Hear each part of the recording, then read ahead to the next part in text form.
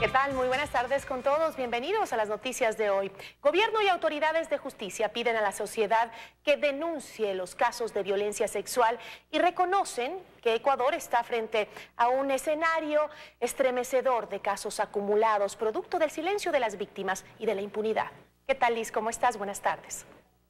Hola Gisela, ¿qué tal amigos? Buenas tardes. El llamado es también para quienes han callado durante años y buscan justicia. Con este tema que deja estupor en el país, empezamos 24 horas hoy. Este maestro me besaba, me tocaba, me sugirió que vaya a su habitación durante un viaje en la noche. Pamela denuncia que fue abusada por su profesor de danza hace prácticamente 15 años y es ahora que decide hablar aún cuando la justicia en Ecuador le ofrece pocas garantías para evitar la impunidad. Esto sucedió cuando yo era muy joven y lastimosamente nunca había recibido prevención de abuso. Y definitivamente, entre antes hables, mejor. Las confesiones de las víctimas de crímenes sexuales hacen perder el miedo a otras que cargan el silencio desde la infancia. Y entonces se destapa una realidad que pide a gritos acciones. Las autoridades recomiendan denunciar. Se debe dar una respuesta del Estado. Entonces, el mensaje es que las personas, independientemente del tiempo transcurrido, tengan la posibilidad de denunciar los casos. El ministro de Educación habla de una cooperación interinstitucional y para ello se trabaja en el proyecto de ley que evite la impunidad de estos casos que muestran cifras alarmantes. 882 casos. En el caso del Ministerio de Justicia estábamos hablando de atenciones. Me parece que son 250 casos. Falconi reconoce, por ejemplo, que en el reciente caso de la escuela Mushuk Pakari, con 84 denuncias de abuso en contra de un profesor, hubo grave omisión por parte del Ministerio de Educación. Sin duda alguna hay omisión negligente por parte de las autoridades educativas que tienen que ser sancionados en los dos ámbitos. Yo quiero reafirmar esto, porque este es un mensaje para la comunidad educativa. Pero la justicia también ha tenido su parte, como en el llamado caso de El Principito. El sentenciado por acoso no solo tuvo el respaldo de autoridades de su colegio, sino que recibió medidas alternativas a la prisión. Hoy no se sabe dónde está.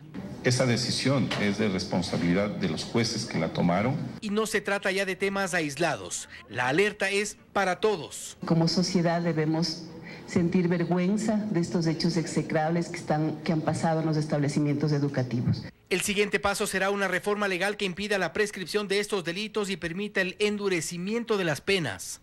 Para los casos de violencia sexual, las autoridades hacen un llamado en especial, y es que no solo se denuncie a los agresores, sino también a quienes han provocado casos de impunidad.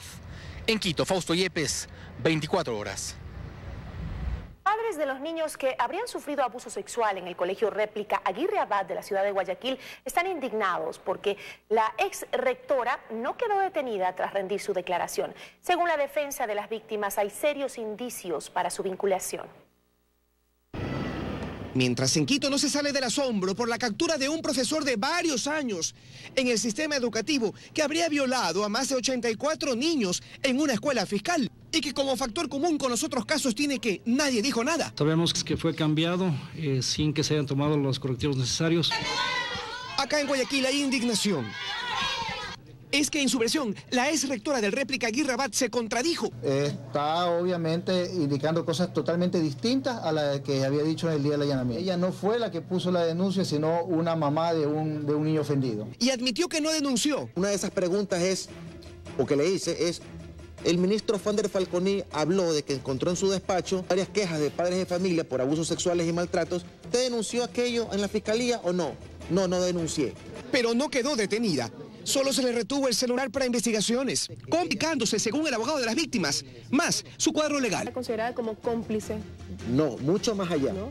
La ley establece en el artículo 422 que la persona que jurídicamente debe impedir un acontecimiento, si no lo hace, si no lo impide, esto equivale a ocasionarlo. La defensa de la procesada pretende cubrirla con este argumento. Lo que se ha actuado según el protocolo que lo demanda el Ministerio de Educación. Que ahora se pide sea anulado en todas las instituciones educativas. En lugar de acelerar un proceso investigativo que corresponde a la Fiscalía, lo que hace es entorpecer y que los vestigios desaparezcan y que además esto quede guardado en el escritorio de los directores. Mientras tanto, el comando policial confirma que es cuestión de horas para capturar al sospechoso, por el cual se ofrece $10.000. Hay varias unidades especializadas que, según sus palabras, le siguen la sombra y van a dar con él. Luis Antonio Ruiz, 24 horas. Cumplimos con lo que determina la ley. El Consejo de Administración Legislativa resolvió convocar a 5 autoridades del actual y del anterior gobierno a comparecer en la Asamblea sobre sus gestiones realizadas para la prevención y sanción a los delitos de abuso sexual en aulas escolares. La condena generalizada de la sociedad ecuatoriana a los delitos de abuso sexual en las aulas obligó a los asambleístas a pedir cuentas a las autoridades que tienen injerencia en el tema. Estaremos notificando tanto al ministro actual de Educación como a los 2 exministros, así como también al fiscal general de la Nación y al presidente del Consejo de la Judicatura para sus comparecencias la próxima semana. Esta fue una resolución del Consejo de Administración Legislativa CAL para que el actual ministro de Educación, Fander Falconi, y los 2 últimos del anterior régimen, el actual asambleísta Augusto Espinosa y Freddy Peñafiel, respondan ante la Asamblea qué han hecho para prevenir el abuso sexual y tramitar su castigo cuando esto se haya comprobado. Que el fiscal general de la Nación y el presidente del Consejo de la Judicatura comparezcan para informar cómo han avanzado las diferentes investigaciones en torno a las denuncias que han presentado padres de familia, profesores o ciudadanos sobre abuso sexual a niños, niñas y adolescentes en el país. Estos llamados a comparecencia fueron notificados este jueves a los 5 funcionarios y exfuncionarios para que se cumplan entre el martes y miércoles de la próxima semana. Asambleístas de oposición se sumaron a esta iniciativa. Nosotros desde la comisión, a través de la ley que pretende eliminar y prevenir la violencia contra la mujer, vamos a establecer un sistema nacional que comprometa a todas las instituciones del Estado y que concientice no solo a uno u otro ministerio, sino a todas las instituciones. Hay 882 denuncias de abuso sexual en las aulas escolares entre 2014 y lo que va de este año, con casos emblemáticos como el denominado Principito y otro conocido como Ampetra sobre el abuso a 41 menores de edad, más la denuncia en contra de 3 profesores de un colegio réplica de Guayaquil con 11 casos concretos y una última presentada en Quito de 84 niños abusados en una escuela pública del norte de la capital. Las autoridades están obligadas a asumir responsabilidades. En Quito, Freddy Paredes, 24 horas. La oposición en la Asamblea no consigue los votos para concretar un segundo intento de llamado a juicio político al vicepresidente Jorge Glass y le exige que renuncie. El presidente del Legislativo no quiere anticiparse y asegura que se pronunciará oportunamente. Pese a la situación jurídica del vicepresidente de la República, Jorge Glass, acusado de asociación ilícita en el marco de la trama de corrupción de Odebrecht, la Asamblea no se pronuncia. Tenemos un vicepresidente sin funciones, que cobra sueldo, pero que dice haber pedido vacaciones estando en la cárcel. Las bancadas de oposición de la Asamblea no logran conseguir los votos para impulsar un segundo pedido de juicio político y peor aún, para censurarlo y destituirlo. Y frente a ello, los asambleístas del movimiento Suma exigimos la renuncia inmediata de Jorge Glass a la vicepresidencia de la República. Alianza País, que tiene fracturas internas por la defensa y la fiscalización del vicepresidente, tampoco dice nada. Ni siquiera el presidente de la Asamblea, que a finales del mes anterior pidió públicamente al segundo mandatario que dé un paso al costado. Ya cuando nos corresponda, y específicamente en mi caso, cuando me corresponda nuevamente pronunciarme al respecto, pues téngalo por seguro que lo haré también pensando siempre en los intereses de los ecuatorianos y ecuatorianas. La oposición no ha pasado de los anuncios a los hechos. Desde inicios de octubre viene anunciando la recolección de firmas para un nuevo intento de juicio político, pero nadie sabe aún cuántas firmas tienen ni cuándo las presentarán. Es una situación de carácter insostenible. Siempre estuvo claro la responsabilidad política del señor vicepresidente en torno a los sectores estratégicos. Lo cierto es que la Asamblea está entrampada. No consigue los votos para llevar a juicio político al vicepresidente Glass y exige su renuncia. renuncia que Glass ya anticipó no la iba a presentar. En Quito, Freddy Paredes, 24 horas. El presidente del IES, Richard Espinosa, habló sobre su posible destitución. El funcionario aseguró que demostrará los supuestos intereses que hay detrás de esta acción. La Contraloría ratificó la notificación. Llegó como lo que aún es, el presidente del Consejo Directivo del IES. Fue en una feria del BIES en Guayaquil donde Richard Espinosa habló de la notificación de Contraloría, que podría concluir con su destitución si en 30 días no aclara su gestión financiera. No ve la notificación como sanción, dijo. Esto va a ser una muy buena oportunidad para que de manera técnica, de manera jurídica, no política, porque aquí no es un tema político, sino técnico y jurídico, se pueda decir la realidad. Pablo Celi, el Contralor, confirmó que las notificaciones que entregaron vienen acompañadas de posibles multas y destituciones a funcionarios del IES, con Espinosa incluido. Se incluye una predeterminación de destitución y multa para el presidente del Consejo Directivo, para la directora general, para el procurador general de la institución, para el director nacional de gestión financiera y otros niveles directivos menores. La Contraloría cuestiona la eliminación de los 2.527 millones de dólares de deuda del Estado de los estados financieros del Seguro Social hasta septiembre del 2016. Sin embargo, Richard Espinosa insiste en que sí hizo bien las cuentas.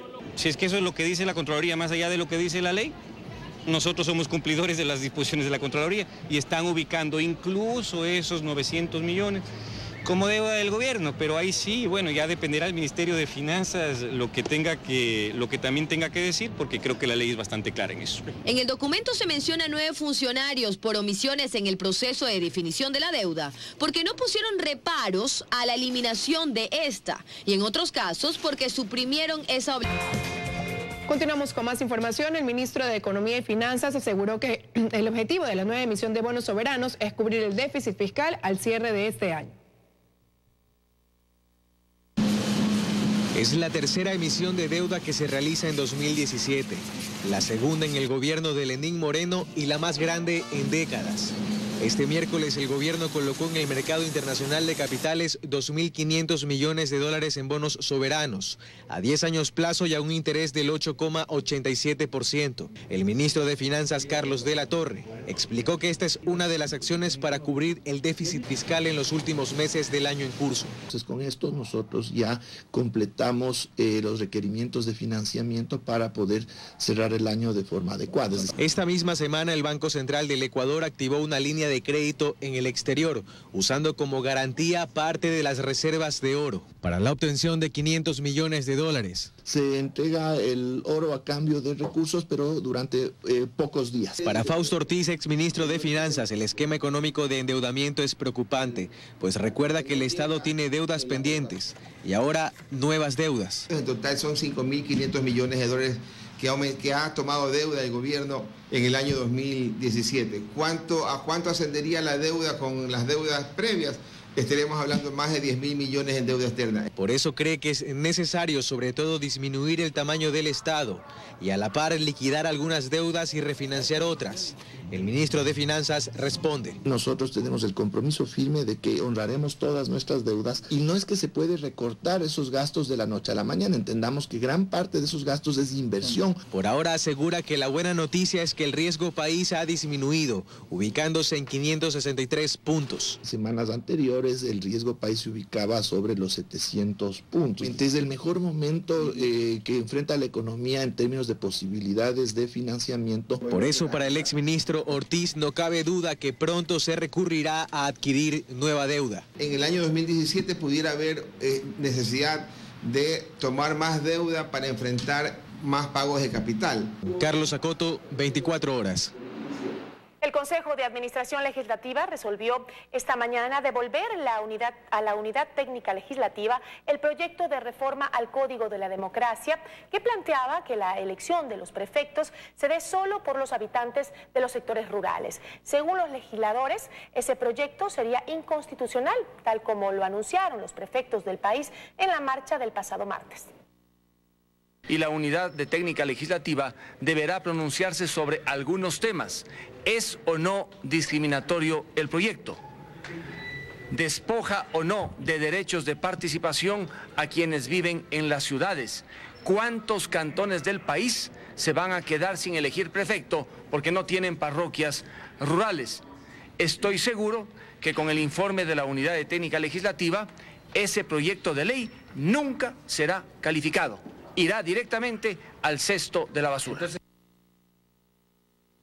Y el presidente Lenín Moreno asistió al ascenso de oficiales de la policía realizado en el estadio Gonzalo Pozo, ubicado en el sur de Quito. Allí está Daniela Valencia, a quien damos paso por los detalles. Hola Daniela, buenas tardes.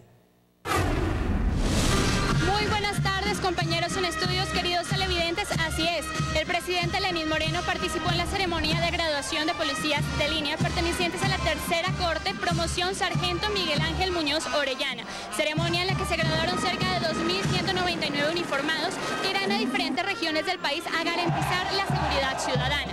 En su alocución, el presidente Lenín Moreno resaltó el compromiso de esta institución de velar por la seguridad ciudadana durante toda la vida y también su compromiso contra la corrupción.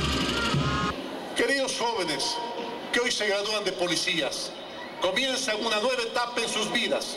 Escogieron una profesión noble, que es la del servicio a la comunidad, de la defensa, de la seguridad ciudadana. Asuman, por tanto, con responsabilidad este reto. Cumplan con valentía, con transparencia, con honor la misión que les ha sido asignada.